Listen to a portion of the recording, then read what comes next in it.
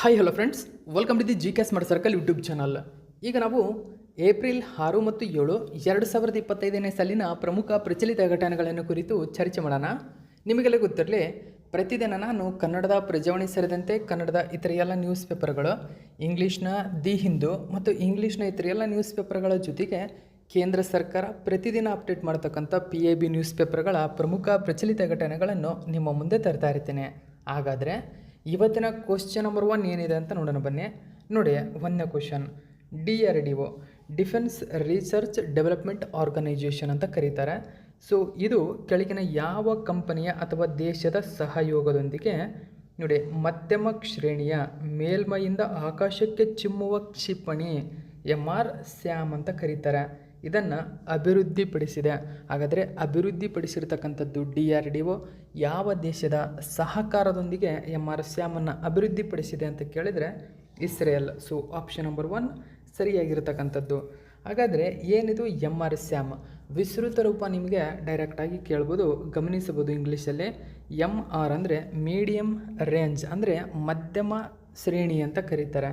Medium range ಇರ್ತಕ್ಕಂಥ ಒಂದು surface to air missile ನೋಡಿ, ಅಂದರೆ ಮೇಲ್ಮೈಯಿಂದ ಆಕಾಶಕ್ಕೆ ಚಿಮ್ತಕ್ಕಂಥ ಒಂದು ಕ್ಷಿಪಣಿ ಇದು. Okay, surface to air missile ಆಗಿದೆ. ಸೊ ಇದನ್ನು ಅಭಿವೃದ್ಧಿಪಡಿಸಿದೆ. ಹೆಚ್ಚಿನ ಡೀಟೇಲ್ಸ್ ತಿಳ್ಕೊಳ್ಳೋಣ. ಮಿನಿಸ್ಟ್ರಿ ಆಫ್ ಡಿಫೆನ್ಸ್ ಅಂದರೆ PIB ನ್ಯೂಸ್ ಪೇಪರಲ್ಲಿ ಈ ಒಂದು ಮಾಹಿತಿಯನ್ನು ಕೊಟ್ಟಿದ್ದಾರೆ, ಗಮನಿಸಬೇಕು. PIBಯ ಯಾವುದೇ ಮಾಹಿತಿಯಾಗಿದ್ದರೂ ತುಂಬಾ ಇಂಪಾರ್ಟೆಂಟ್ ಆಗುತ್ತೆ ಎಕ್ಸಾಮ್ಗೆ. ಸೊ ಗಮನಿಸಿ, DRDO ಮತ್ತು ಇಂಡಿಯನ್ ಆರ್ಮಿ ಇದನ್ನು ಸಕ್ಸಸ್ಫುಲಿ ಫ್ಲೈಟ್ ಟೆಸ್ಟ್ ಮಾಡಿರ್ತಕ್ಕಂಥದ್ದು ನ್ಯೂಸ್ ಪೇಪರಲ್ಲಿ ಕೊಟ್ಟಿದ್ದಾರೆ. ಸೊ ಇಲ್ಲಿ DRDOನ ವಿಸ್ತೃತ ರೂಪ ಗಮನಿಸಬಹುದು. MR-SAM ಅಂದರೆ ಗಮನಿಸಬಹುದು, ಇಲ್ಲಿ ಇದೆ medium range surface to air missile. ಹಾಗಾದರೆ ಎಲ್ಲಿ ಪರೀಕ್ಷೆ ಮಾಡಿದೆ? Doctor APJ Abdul Kalam island. So ಎಲ್ಲಿದೆ ಅಂತ ಕೇಳ್ಬೋದು. ನೋಡಿ, ಒಡಿಸ್ಸಾದಲ್ಲಿದೆ ಅದು. Okay, doctor APJ Abdul Kalam island ಎಲ್ಲಿದೆ? ಒಡಿಸ್ಸಾದಲ್ಲಿದೆ. ಆ ಒಡಿಸ್ಸಾದಲ್ಲಿ ಇದನ್ನು ಸಕ್ಸಸ್ಫುಲಿ ಫ್ಲೈಟ್ ಟೆಸ್ಟ್ ಮಾಡಿರ್ತಕ್ಕಂಥದ್ದು. ಓಕೆ, ಸೊ ಇಷ್ಟು ಮಾಹಿತಿ ನಿಮಗೆ ಇಂಪಾರ್ಟೆಂಟ್ ಆಗುತ್ತೆ, ನೆನಪಿರಲಿ. ಸೊ ಗಮನಿಸಬೇಕು, ಇದೊಂದು ಮೀಡಿಯಮ್ ರೇಂಜು ಮತ್ತು surface to air missile. So ಈ ಕ್ಷಿಪಣಿಯನ್ನು ಭಾರತೀಯ ಸಶಸ್ತ್ರ ಪಡೆಗಳ ಬಳಕೆಗಾಗಿ ಭಾರತ ಮತ್ತು ಇಸ್ರೇಲ್, ಗಮನಿಸಿ, ಭಾರತ ಮತ್ತು ಇಸ್ರೇಲ್ ಜಂಟಿಯಾಗಿ ಅಭಿವೃದ್ಧಿಪಡಿಸಿರ್ತಕ್ಕಂಥದ್ದು. ಓಕೆ, ಸೊ MR-SAM ಕ್ಷಿಪಣಿ ವ್ಯವಸ್ಥೆ. ಸೊ ನಾನು ಹೇಳಿದಂತೆ ಇದೊಂದು ಮಧ್ಯಮ ಶ್ರೇಣಿಯ ಒಂದು ಕ್ಷಿಪಣಿ ವ್ಯವಸ್ಥೆಯಾಗಿದೆ. ಸೊ DRDO ಮತ್ತು ಇಸ್ರೇಲ್ನ ಏರೋಸ್ಪೇಸ್ ಇಂಡಸ್ಟ್ರೀಸ್ ಅಂತ ಕರೀತಾರೆ, ಇವು ಜಂಟಿಯಾಗಿ ಅಭಿವೃದ್ಧಿಪಡಿಸಿವೆ. ಸೊ MR-SAM ವ್ಯವಸ್ಥೆಯು DRDO ಮತ್ತು IAIನ ಭಾರತೀಯ ನೌಕಾಪಡೆಗಾಗಿ ಅಭಿವೃದ್ಧಿಪಡಿಸಿದ LR-SAM ನೋಡಿ ದೀರ್ಘ ಶ್ರೇಣಿ, ನೋಡಿ ಲಾಂಗ್ ರೇಂಜ್. ಓಕೆ, ದೀರ್ಘ ಶ್ರೇಣಿಯ ಮೇಲ್ಮೈಯಿಂದ ಆಕಾಶಕ್ಕೆ ಚಿಮ್ಮುವ ಕ್ಷಿಪಣಿಯ ವಿಸ್ತರಣೆಯಾಗಿದೆ. ಅಂದರೆ ಇದರ ಮುಂದುವರೆದ ಭಾಗ ನೋಡಿ. LR-SAMನ ಮುಂದುವರೆದ ಭಾಗ ಯಾವುದು ಅಂತ ಕೇಳಿದರೆ ಸೊ ಈಗ ಇರತಕ್ಕಂಥ MR-SAM. ಈ ನೋಡಿ ಪಾಯಿಂಟ್ಗಳು ತುಂಬಾ ಇಂಪಾರ್ಟೆಂಟ್ ಆಗುತ್ತೆ ಎಕ್ಸಾಮ್ ನಿಮಗೆ. LR-SAMನ ಮುಂದುವರೆದ ಭಾಗ ನೋಡಿ, ಮುಂದುವರೆದ ಭಾಗ ಅದು ಮಧ್ಯಮ ಶ್ರೇಣಿಯ ಒಂದು ಈ ಕ್ಷಿಪಣಿ ಏನಿದೆ ಇದು ಮುಂದುವರೆದ ಭಾಗವಾಗಿದೆ. LRನ ಮುಂದುವರೆದ ಭಾಗ MR ಎಂಬುದು ನೆನಪಿರಬೇಕು. ಹಾಗಾದರೆ ಈ ಕ್ಷಿಪಣಿಯ ದೂರದ ಗುರಿ ಎಷ್ಟು? ಹಾಗಾದರೆ ಸಾಮರ್ಥ್ಯ ಎಷ್ಟು ಅಂದರೆ 70 ಕಿಲೋಮೀಟರ್ ಒಂದು ಸಾಮರ್ಥ್ಯವನ್ನು ಹೊಂದಿರತಕ್ಕಂಥ ಗುರಿಯನ್ನು ಇದು ಹೊಂದಿದೆ. ಓಕೆ, MR-SAM ಕ್ಷಿಪಣಿಯನ್ನು ಹೈದರಾಬಾದ್ನಲ್ಲಿರುವ ಭಾರತ್ ಡೈನಾಮಿಕ್ಸ್ ಲಿಮಿಟೆಡ್ನ ರಕ್ಷಣಾ ಕಂಪನಿಯು ತಯಾರಿಸುತ್ತಿದೆ. ನೋಡಿ, ಅಭಿವೃದ್ಧಿಪಡಿಸುತ್ತಿರುವವರು DRDO ಮತ್ತು ಸಹಕಾರದೊಂದಿಗೆ IAI ಅಂದರೆ ಇಸ್ರೇಲ್ ಜೊತೆಗೆ. ಸೊ ಇದನ್ನು ತಯಾರಿಸುತ್ತಿರುವ ಕಂಪನಿ ಯಾವುದು ಅಂತ ನಿಮಗೆ ಕೇಳಿದರೆ BDL ಅಂತ ಕರೀತಾರೆ, ಭಾರತ್ ಡೈನಾಮಿಕ್ ಲಿಮಿಟೆಡ್ ಇದನ್ನು ತಯಾರಿಸುತ್ತದೆ. ಸೊ ಇದು 1ನೇ ಕ್ವಶನ್ನ ಸಂಪೂರ್ಣ ಮಾಹಿತಿ. ನೆಕ್ಸ್ಟ್ 2ನೇ ಕ್ವಶನ್ ಏನಿದೆ ಅಂತ ನೋಡೋಣ. ತುಂಬಾ ಇಂಪಾರ್ಟೆಂಟ್ ಆಗುತ್ತೆ, ಗಮನಿಸಬೇಕು ಇದನ್ನು. ನೋಡಿ, ಯಾವ ದೇಶವು ಪ್ರಧಾನಿ ನರೇಂದ್ರ ಮೋದಿಯವರಿಗೆ ತನ್ನ ಅತ್ಯುನ್ನತ ನಾಗರಿಕ ಪ್ರಶಸ್ತಿಯಾದ ನೋಡಿ, ತನ್ನ ಅತ್ಯುನ್ನತ ಅಂದರೆ ಹೈಯೆಸ್ಟ್ ಸಿವಿಲಿಯನ್ ಅವಾರ್ಡ್ ಅಂತ ಕರೀತಾರೆ, ತನ್ನ ಅತ್ಯುನ್ನತ ನಾಗರಿಕ ಪ್ರಶಸ್ತಿಯಾದ ಮಿತ್ರಭೂಷಣ ಎಂಬ ಪ್ರಶಸ್ತಿಯನ್ನು ನೀಡಿ ಗೌರವಿಸಿದೆ? ಸರಿಯಾದಂಥ ಉತ್ತರ ಶ್ರೀಲಂಕಾ. ಓಕೆ, ಆಪ್ಷನ್ ನಂಬರ್ 1 ಸರಿಯಾಗಿದೆ. ಹಾಗಾದರೆ ಮಿತ್ರ ವಿಭೂಷಣ ಸ್ನೇಹಿತರೆ, ಮಿತ್ರ ವಿಭೂಷಣ ಎಂಬ ಪ್ರಶಸ್ತಿಯನ್ನು ಯಾವ ದೇಶ ಪ್ರತಿ ವರ್ಷ ನೀಡುತ್ತದೆ ಅಂತಕ್ಕಂಥ ಕ್ವಶನನ್ನು ನಿಮಗೆ ಕೇಳಬಹುದು. ಇದರ ಬಗ್ಗೆ ಹೆಚ್ಚಿನ ಡೀಟೇಲ್ಸನ್ನು ನಾವು ನೋಡೋಣ. ಗಮನಿಸಬೇಕು, India and Sri Lanka sign defence cooperation agreement. PM Modi confirmed with highest civilian award of Mitra Vibhushana. ನೋಡಿ, ಮಿತ್ರ ವಿಭೂಷಣ ಪ್ರಶಸ್ತಿಯನ್ನು ಯಾವ ದೇಶದ ಅತ್ಯುನ್ನತ ನಾಗರಿಕ ಪ್ರಶಸ್ತಿಯಾಗಿದೆ ಅಂತ ಕೇಳಿದರೆ ಶ್ರೀಲಂಕಾ. ಸೊ ಆ ದೇಶದ ಅತ್ಯುನ್ನತ ನಾಗರಿಕ ಪ್ರಶಸ್ತಿಯನ್ನು ಇದೀಗ PM ನರೇಂದ್ರ ಮೋದಿ ಅವರಿಗೆ ನೀಡಿ ಗೌರವಿಸಿರ್ತಕ್ಕಂಥದ್ದನ್ನು ಗಮನಿಸಬೇಕು. ಜೊತೆಗೆ ಇಲ್ಲಿ ನೋಡಿ, ಸಹಕಾರ ಅಂದರೆ ಡಿಫೆನ್ಸ್ ರಕ್ಷಣಾ ಸಹಕಾರಕ್ಕೆ ಒಪ್ಪಂದ ಮಾಡಿಕೊಂಡಿವೆ ಇಂಡಿಯಾ ಮತ್ತು ಶ್ರೀಲಂಕಾ ಇದೇ ಸಂದರ್ಭದಲ್ಲಿ. ಓಕೆ, ಸೊ ಈ ಒಂದು ಮಾಹಿತಿ ನ್ಯೂಸ್ ಪೇಪರಲ್ಲಿ ಕೊಟ್ಟಿದ್ದರು. ಓಕೆ ನೋಡಿ, ಏಪ್ರಿಲ್ 5, 2025 ಕೊಲಂಬೋದಲ್ಲಿ ಶ್ರೀಲಂಕಾದ ಅಧ್ಯಕ್ಷ ಅನುರಾನ ಕುಮಾರ ದಿಸನಾಯಕೆ ಪ್ರಧಾನಿ ನರೇಂದ್ರ ಮೋದಿ ಅವರಿಗೆ ತಮ್ಮ ಅತ್ಯುನ್ನತ ನಾಗರಿಕ ಪ್ರಶಸ್ತಿ ನೀಡಿ ಗೌರವಿಸಿದರು. ಪ್ರಧಾನಿ ನರೇಂದ್ರ ಮೋದಿ ಅವರು ಏಪ್ರಿಲ್ 4ರಿಂದ 6ರವರೆಗೆ ಶ್ರೀಲಂಕಾಕ್ಕೆ 3 ದಿನಗಳ ಅಧಿಕೃತ ಭೇಟಿಯನ್ನು ನೀಡಿದ್ದಾರೆ. ನೋಡಿ, ಏಪ್ರಿಲ್ 4ರಿಂದ 6ರವರೆಗೆ ಅಧಿಕೃತವಾಗಿ ಭೇಟಿ ನೀಡಿದ್ದಾರೆ. ಸೊ ಅವರು ಥೈಲ್ಯಾಂಡಿನಿಂದ ಶ್ರೀಲಂಕಾಕ್ಕೆ ಆಗಮಿಸಿದರು. ಅಲ್ಲಿ ಅವರು ಏಪ್ರಿಲ್ 4ರಂದು ಬ್ಯಾಂಕಾಕ್ನಲ್ಲಿ ನಡೆದ 6ನೇ ಬಿಮ್ಸ್ಟೆಕ್ ಶೃಂಗಸಭೆಯ ಒಂದು ಸಭೆಯಲ್ಲಿ ಭಾಗವಹಿಸಿದ್ದರು ಕೂಡ.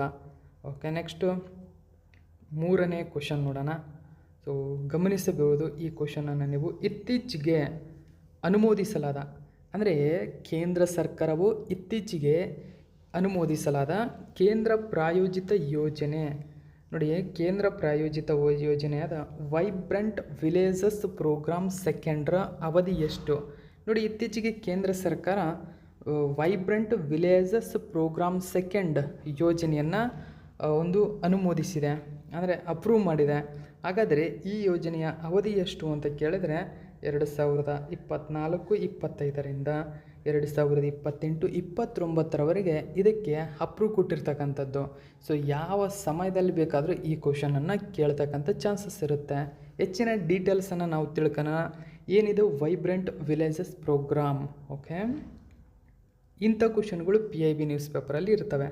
ಇದನ್ನು VVP ಸೆಕೆಂಡ್ ಅಂತ ಕರೀತಾರೆ, ವೈಬ್ರೆಂಟ್ ವಿಲೇಜಸ್ ಪ್ರೋಗ್ರಾಮ್. ನೋಡಿ, ನಾನು ಹೇಳಿದಂತೆ ಇದು ಫಿನಾನ್ಷಿಯಲ್ ಇಯರ್ ಆರ್ಥಿಕ ವರ್ಷ 2024-25ರಿಂದ 28-29ರವರೆಗೆ ಮುಂದುವರಿಯಲಿದೆ. ಹಾಗಾದರೆ ಸೊ ಕ್ಯಾಬಿನೆಟ್ ಇದನ್ನು ಅಪ್ರೂವ್ ಮಾಡಿದೆ. ಏನಿದು ಯೋಜನೆ? ಇದರ ಬಗ್ಗೆ ಸಂಪೂರ್ಣ ಡೀಟೇಲ್ಸನ್ನು ನಾವು ತಿಳ್ಕೊಳ್ಳೋಣ. ಇಲ್ಲಿ ಮೋಸ್ಟ್ ಇಂಪಾರ್ಟೆಂಟ್ ಗಮನಿಸಿ, ಇದು 100% ಸೆಂಟ್ರಲ್ ಫಂಡಿಂಗ್ ಆಗಿದೆ. ಅಂದರೆ ಇದರ ಸಂಪೂರ್ಣ ಹಣವನ್ನು ನೀಡತಕ್ಕಂಥದ್ದು ಕೇಂದ್ರ ಸರ್ಕಾರವೇ. So most important. ನಿಮಗೆ ಎಕ್ಸಾಮಲ್ಲಿ ಕೇಳಬೇಕಾದ್ರೆ ಇದು ರಾಜ್ಯ 50%, ಕೇಂದ್ರ 50% ಕೊಡುತ್ತದೆ ಅಂತಕ್ಕಂಥ. ಅಂದರೆ ತಪ್ಪು ಆಪ್ಷನ್ ಕೊಡ್ಬೋದು ನಿಮ್ಮನ್ನು ದಾರಿ ತಪ್ಪಿಸ್ಲಿಕ್ಕೆ.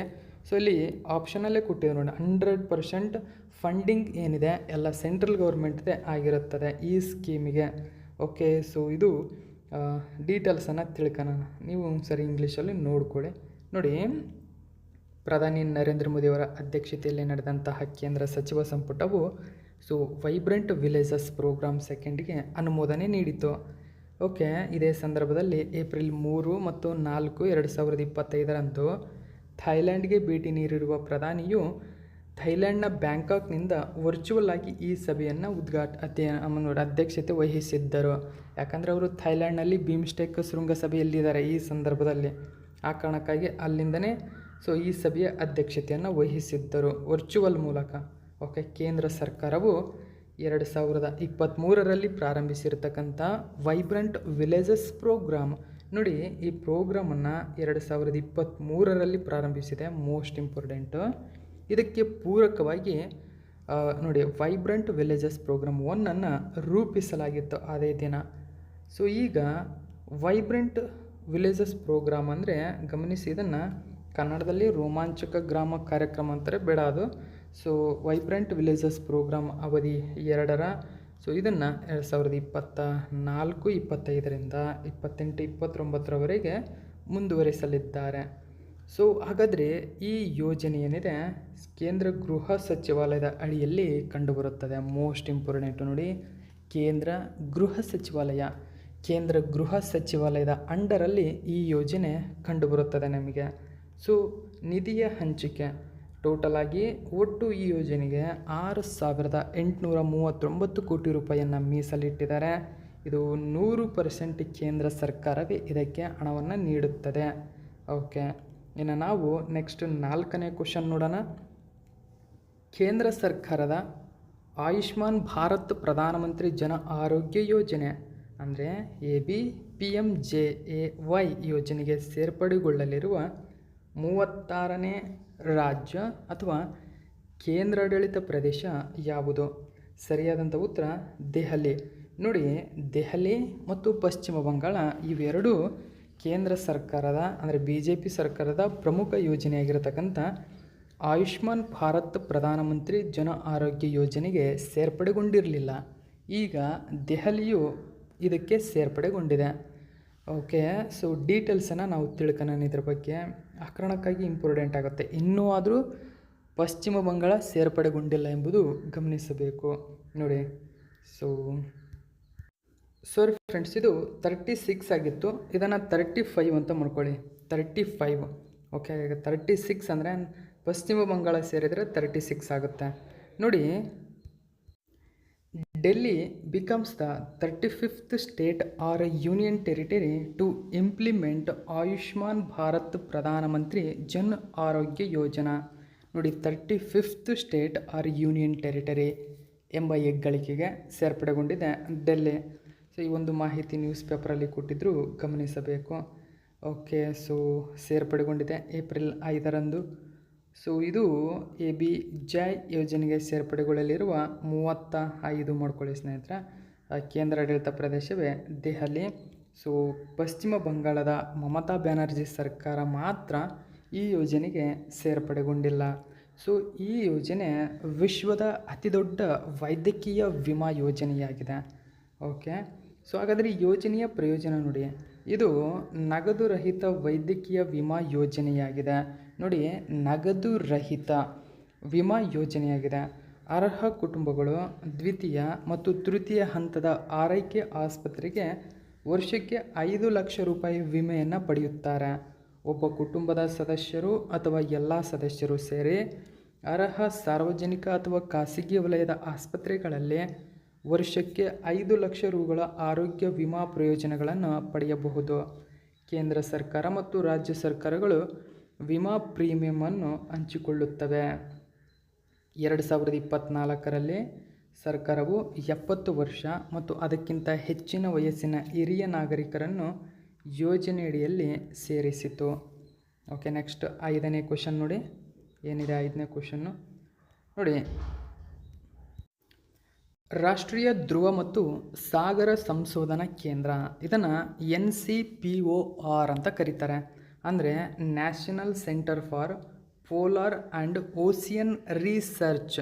NCPOR ಇತ್ತೀಚೆಗೆ ಇದು ತನ್ನ 25ನೇ ಸಂಸ್ಥಾಪನಾ ದಿನವನ್ನು ಆಚರಿಸಿತು. ಹಾಗಾದರೆ ಈ NCPORನ ಕೇಂದ್ರ ಕಚೇರಿ ಅಥವಾ ಕೇಂದ್ರ ಎಲ್ಲಿ ಕಂಡುಬರುತ್ತದೆ? ಇದು ಎಲ್ಲಿದೆ? ಸೊ ಅಂದರೆ ಕೇಂದ್ರ ಹೆಡ್ ಕ್ವಾರ್ಟರ್ ಎಲ್ಲಿದೆ ಅಂತ ಕೇಳಿದರೆ ಗೋವಾದಲ್ಲೇ ಮೋಸ್ಟ್ ಇಂಪಾರ್ಟೆಂಟ್ ಆಗುತ್ತೆ ನೋಡಿ. ಅಂದರೆ national centre for polar and ocean research centre ಕಂಡುಬರತಕ್ಕಂಥದ್ದು ಗೋವಾದಲ್ಲಿ. ಇದು ತನ್ನ 25ನೇ ಸ್ಥಾಪನೆ ದಿನವನ್ನು ಆಚರಿಸಿಕೊಂಡಿದೆ. ಓಕೆ, ಹೆಚ್ಚಿನ ಡೀಟೇಲ್ಸನ್ನು ನೋಡೋಣ. ನೋಡಿ, ಗೋವಾದ ರಾಷ್ಟ್ರೀಯ ಧ್ರುವ ಮತ್ತು ಸಾಗರ ಸಂಶೋಧನಾ ಕೇಂದ್ರವು ಇತ್ತೀಚೆಗೆ ತನ್ನ 25ನೇ ಸಂಸ್ಥಾಪನಾ ದಿನವನ್ನು ಆಚರಿಸಿತು. NCPOR ಭೂ ವಿಜ್ಞಾನ ಸಚಿವಾಲಯದ ಅಡಿಯಲ್ಲಿ ಬರುವ ಸ್ವಾಯತ್ತ ಸಂಸ್ಥೆಯಾಗಿದೆ. ನೋಡಿ, ಭೂ ವಿಜ್ಞಾನ ಸಚಿವಾಲಯದ ಅಡಿಯಲ್ಲಿ ಕಂಡುಬರುತ್ತದೆ. ಇದು ಧ್ರುವ ಪ್ರದೇಶಗಳಲ್ಲಿ ರಾಷ್ಟ್ರೀಯ ದಂಡಯಾತ್ರೆಗಳು ಮತ್ತು ಕಾರ್ಯತಂತ್ರದ ಹಿತಾಸಕ್ತಿಗಳನ್ನು ನಿರ್ವಹಿಸಲು ಇದನ್ನು ರಚಿಸಲಾಗಿದೆ. NCPOR ಅಂಟಾರ್ಟಿಕಾದಲ್ಲಿ 2 ದೂರದ ಕೇಂದ್ರಗಳನ್ನು ನಿರ್ವಹಿಸುತ್ತದೆ. ನೋಡಿ, ಅಂಟಾರ್ಟಿಕಾದಲ್ಲಿರುವ ದೂರದ ಕೇಂದ್ರಗಳನ್ನು ನಿರ್ವಹಿಸತಕ್ಕಂಥ ಒಂದು ಸಂಸ್ಥೆಯೇ NCPOR. ಆ ಕಾರಣಕ್ಕಾಗಿ ಎಕ್ಸಾಮ್ನ ದೃಷ್ಟಿಯಿಂದಾಗಿ ಮೋಸ್ಟ್ ಇಂಪಾರ್ಟೆಂಟ್ ಆಗುತ್ತೆ ಇದು. ಸೊ ಇದು ನಿರ್ವಹಿಸುವ 2 ಕೇಂದ್ರಗಳು ಮೈತ್ರಿ ಮತ್ತು ಭಾರತಿ. ನೋಡಿ, ಮೈತ್ರಿ ಮತ್ತು ಭಾರತಿ ಕೆಳಗಿನ ಯಾವ ಸಂಸ್ಥೆಯಿಂದ ನಿರ್ವಹಿಸಲ್ಪಡುತ್ತವೆ ಅಂತ ಕೇಳಿದರೆ ಅದು NCPO ಆರ್ ಮೈತ್ರಿ ಮತ್ತು ಭಾರತಿ ಇವು ಅಂಟಾರ್ಟಿಕಾದಲ್ಲಿರುವ ಭಾರತೀಯ ಸಂಶೋಧನಾ ಕೇಂದ್ರಗಳಾಗಿವೆ. ಅಷ್ಟೇ ಅಲ್ಲದೆ ಇದು ನೋಡಿ, ಇದು ಆರ್ಕ್ಟಿಕ್ಕಲ್ಲಿ ಒಂದು ನಿಲ್ದಾಣವನ್ನು ಸಹ ಹೊಂದಿದೆ. ಆ ನಿಲ್ದಾಣವೇ ಹಿಮಾದ್ರಿ ಎಂಬ ನಿಲ್ದಾಣ. ನೋಡಿ, ಆರ್ಕ್ಟಿಕ್ ಅಂಟಾರ್ಟಿಕಾದಲ್ಲಿ ಭಾರತಿ ಮತ್ತು ಮೈತ್ರಿ ಎಂಬತಕ್ಕಂಥ ಸಂಶೋಧನಾ ಕೇಂದ್ರಗಳನ್ನು ಹೊಂದಿದೆ ಮತ್ತು ಒಂದು ನಿಲ್ದಾಣವನ್ನು ಇದು ಆರ್ಕ್ಟಿಕ್ ಸಮುದ್ರದಲ್ಲಿ ಹೊಂದಿರತಕ್ಕಂಥದ್ದು. ಓಕೆ, ಸೊ ಜೊತೆಗಿದು ಹಿಮಾಲಯದಲ್ಲಿ ನೋಡಿ, ಹಿಮಾಲಯದಲ್ಲಿ ಹಿಮಾಂಶಿ ಎಂಬ ಒಂದು ನಿಲ್ದಾಣವನ್ನು ಕೂಡ ಹೊಂದಿರತಕ್ಕಂಥದ್ದು. NCPO ಸಾಗರ್ ಕನ್ಯಾ ಎಂಬ ತೇಲುವ ಸಮುದ್ರ ಶಾಸ್ತ್ರೀಯ ವೇದಿಕೆಯನ್ನು ಕೂಡ ನಿರ್ವಹಿಸುತ್ತದೆ. ಸೊ ಇಷ್ಟೆಲ್ಲ ಮಾಹಿತಿ ಇಂಪಾರ್ಟೆಂಟು. ಹಿಮಾಂಶ, ಸಾಗರ್ ಕನ್ಯಾ, ಹಿಮಾದ್ರಿ ಮತ್ತು ಭಾರತಿ ಮೈತ್ರಿ ಇವೆಲ್ಲವನ್ನೂ ಕೂಡ ನಿರ್ವಹಿಸ್ತಕ್ಕಂಥ ಒಂದು ಸಂಸ್ಥೆಯೇ NCPO ಆರ್. ಗೋವಾದಲ್ಲಿ ಕೇಂದ್ರ ಕಚೇರಿಯನ್ನು ಹೊಂದಿದೆ. ತನ್ನ 25ನೇ ಸಂಸ್ಥಾಪನಾ ದಿನವನ್ನು ಇತ್ತೀಚೆಗೆ ಆಚರಣೆ ಮಾಡಿಕೊಳ್ಳಿತು. ನೆನಪಿರಲಿ ಇದು. ನೆಕ್ಸ್ಟ್ 6ನೇ ಕ್ವಶನ್ ನೋಡೋಣ. ಅಭಿವೃದ್ಧಿ ಮತ್ತು ಶಾಂತಿಗಾಗಿ ಅಂತಾರಾಷ್ಟ್ರೀಯ ಕ್ರೀಡಾ ದಿನ IDSDP ನೋಡಿ, international day of sports for development and peace. So ಯಾವ ದಿನಾಂಕದಂದು ಪ್ರತಿ ವರ್ಷ ನಾವು ಆಚರಣೆ ಮಾಡ್ತೀವಿ ಅಂತ ಕೇಳಿದ್ರೆ ಏಪ್ರಿಲ್ 6 ಸರಿಯಾಗಿರ್ತಕ್ಕಂಥ ಉತ್ತರ. ನೋಡಿ, ಏಪ್ರಿಲ್ 6ರಂದು ಪ್ರತಿ ವರ್ಷ ನಾವು ಈ ದಿನವನ್ನು ಆಚರಣೆ ಮಾಡ್ತೀವಿ.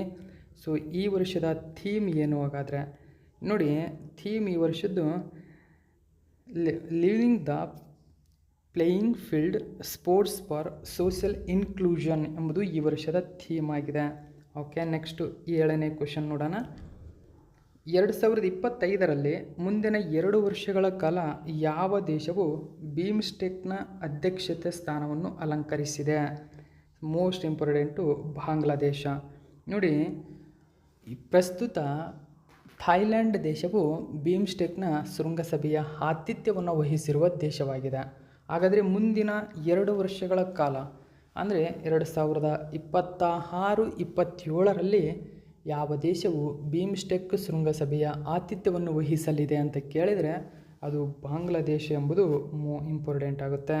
ಸೊ ಮುಂದಿನ ಬೀಮ್ಸ್ಟೆಕ್ ಶೃಂಗಸಭೆ ನಡೀತಕ್ಕಂಥ ಒಂದು ದೇಶ ಬಾಂಗ್ಲಾದೇಶ. ಓಕೆ, ಈ ಡೀಟೇಲ್ಸನ್ನು ನ್ಯೂಸ್ ಪೇಪರಲ್ಲಿ ಕೊಟ್ಟಿದ್ದಾರೆ. ಓಕೆ, ಹೆಚ್ಚಿನ ಡೀಟೇಲ್ಸನ್ನು ನಾವು ತಿಳ್ಕೊಳ್ಳೋಣ. ಏಪ್ರಿಲ್ 4, 2025ರಂದು ಥಾಯ್ಲ್ಯಾಂಡ್ನ ಬ್ಯಾಂಕಾಕ್ನಲ್ಲಿ ನಡೆದಂತಹ 6ನೇ ಆವೃತ್ತಿಯ ಬೀಮ್ಸ್ಟೆಕ್ ಶೃಂಗಸಭೆಯ ಸಭೆಯಲ್ಲಿ ನರೇಂದ್ರ ಮೋದಿಯವರು ಭಾಗವಹಿಸಿದ್ದರು. ಸೊ ಆ ಕಾರಣಕ್ಕಾಗಿ ಇಲ್ಲಿ ಶೃಂಗಸಭೆಯಲ್ಲಿ ಬೀಮ್ಸ್ಟೆಕ್, ಬೀಮ್ಸ್ಟೆಕ್ ಅಂದರೆ ನಿಮಗೆ ಆಲ್ರೆಡಿ ಗೊತ್ತಿದೆ, ಬಹುವಲಯ ತಾಂತ್ರಿಕ ಮತ್ತು ಆರ್ಥಿಕ ಸಹಕಾರಕ್ಕಾಗಿ ಬಂಗಾಳಕೊಲ್ಲಿ ಉಪಕ್ರಮ ಅಂತ ಕರಿತೀವಿ. ಇದು 7 ಸದಸ್ಯರನ್ನು ಹೊಂದಿದೆ. ಯಾರ್ಯಾರು? Bharat, Thailand, Myanmar, Bangladesh, Sri Lanka, Nepal, Bhutan. So ಇದು 2025ರ 6ನೇ ಬೀಮ್ಸ್ಟೆಕ್ ಶೃಂಗಸಭೆ 6th ಎಡಿಷನ್ ಎಂಬುದು ನೆನಪಿಟ್ಕೋಬೇಕು. ಓಕೆ, ಸೊ ಈ ಸಭೆಯ ಆತಿಥ್ಯ ಮತ್ತು ಥೀಮ್ ಥೈಲ್ಯಾಂಡ್ ವಹಿಸಿತ್ತು. ಓಕೆ, ಸೊ ಥೈಲ್ಯಾಂಡ್ 2ನೇ ಬಾರಿಗೆ ಶೃಂಗಸಭೆಯ ಸಭೆಯನ್ನು ಆಯೋಜಿಸಿತ್ತು. ಇದು 2004ರಲ್ಲಿ ಮೊಟ್ಟ ಮೊದಲ ಬೀಮ್ಸ್ಟೆಕ್ ಶೃಂಗಸಭೆಯನ್ನು ಆಯೋಜಿಸಿತ್ತು ಎಂಬುದು ಗಮನಿಸಬೇಕು. ಹಾಗಾದರೆ ಈ ವರ್ಷದ ಥೀಮ್ ನೋಡಿ, BIMSTEC prosperous, resilient and open ಎಂಬುದು ಈ ವರ್ಷದ ಥೀಮ್. ಸಭೆಯ ಅಧ್ಯಕ್ಷತೆಯನ್ನು ಥೈಲ್ಯಾಂಡ್ನ ಪ್ರಧಾನಿ ಪೆಟೊಂಗ್ಟಾನ್ ಶಿವನಾತ್ರ ವಹಿಸಿದ್ದರು. ಓಕೆ, ಸೊ 6ನೇ ಬೀಮ್ಸ್ಟೆಕ್ ಸಭೆಯ ಕೊನೆಯಲ್ಲಿ ಮುಂದಿನ ಅಧ್ಯಕ್ಷತೆ ಔಪಚಾರಿಕವಾಗಿ ಥೈಲ್ಯಾಂಡ್ನಿಂದ ಬಾಂಗ್ಲಾದೇಶಕ್ಕೆ ಹಸ್ತಾಂತರಿಸಲಾಯಿತು. ಇದು 7ನೇ ಬೀಮ್ಸ್ಟೆಕ್ ಶೃಂಗಸಭೆಯನ್ನು ಆತಿಥ್ಯವನ್ನು ವಹಿಸಲಿದೆ. ನೋಡಿ, 7ನೇ ಬೀಮ್ಸ್ಟೆಕ್ ಶೃಂಗಸಭೆಯ ಆತಿಥ್ಯವನ್ನು ವಹಿಸುವ ದೇಶ ಬಾಂಗ್ಲಾದೇಶ. ಓಕೆ, ಬಾಂಗ್ಲಾದೇಶ ಮುಂದಿನ 2 ವರ್ಷಗಳ ಕಾಲ ಈ ಹುದ್ದೆಯನ್ನು ಅಲಂಕರಿಸಲಿದ್ದು 7ನೇ ಬೀಮ್ಸ್ಟೆಕ್ ಶೃಂಗಸಭೆಯ ಸಭೆಯನ್ನು ಆಯೋಜಿಸಲಿದೆ. ಓಕೆ, ಬೀಮ್ಸ್ಟೆಕ್ ಬಂಗಾಳಕೊಲ್ಲಿ ಪ್ರದೇಶದ 7 ದೇಶಗಳನ್ನು ಒಳಗೊಂಡಿದೆ. ಓಕೆ, ಆಲ್ರೆಡಿ ಇದರ ಬಗ್ಗೆ ತಿಳಿಸಿಕೊಟ್ಟಿದ್ದೇನೆ.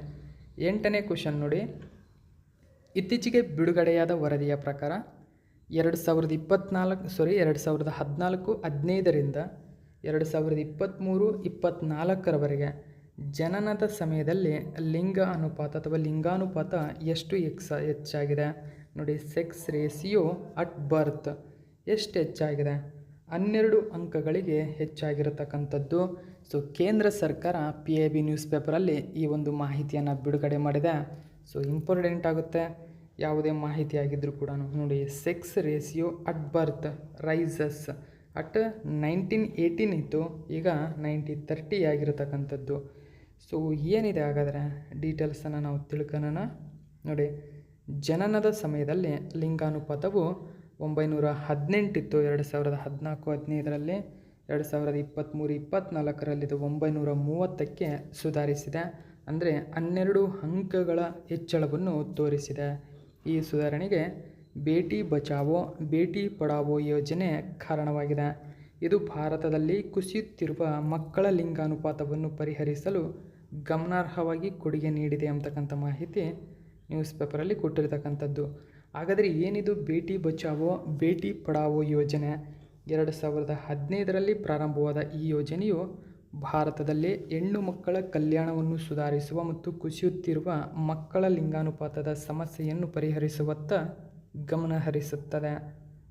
ಬಾಲಕಿಯರ ಪ್ರೌಢಶಾಲಾ ದಾಖಲಾತಿಯಲ್ಲಿ 75%ರಿಂದ 78%ಕ್ಕೆ ಏರಿಕೆ ಕೂಡ ಕಂಡುಬಂದಿದೆ ಅಂತಕ್ಕಂಥ ಮಾಹಿತಿಯನ್ನು ಇದೇ ಸಂದರ್ಭದಲ್ಲಿ ಬಿಡುಗಡೆ ಮಾಡಿದೆ. ಓಕೆ, ಇನ್ನು 9ನೇ ಕ್ವಶನ್ ನೋಡಿ. 2025ನೇ ಸಾಲಿನ ಪ್ರತಿಷ್ಠಿತ 150ನೇ ಆವೃತ್ತಿಯ ಅಂತರ ಸಂಸದೀಯ ಒಕ್ಕೂಟ ಸಭೆ ನೋಡಿ, IPU ಸಭೆ ಅಂತ ಕರೀತಾರೆ. ಅಂದರೆ 150th inter parliamentary union meeting ಎಲ್ಲಿ ನಡೀತು? ತಾಸ್ಕೆಂಟ್ನಲ್ಲಿ ನಡೆದಿದೆ ನೋಡಿ. ಉಜ್ಬೇಕಿಸ್ತಾನದ ತಾಸ್ಕೆಂಟ್ನಲ್ಲಿ ನಡೆದಿರತಕ್ಕಂಥದ್ದು. ಸೊ ಇದನ್ನು PIB ನ್ಯೂಸ್ ಪೇಪರಲ್ಲಿ ಕೊಟ್ಟಿದ್ದಾರೆ, ಗಮನಿಸಬಹುದು.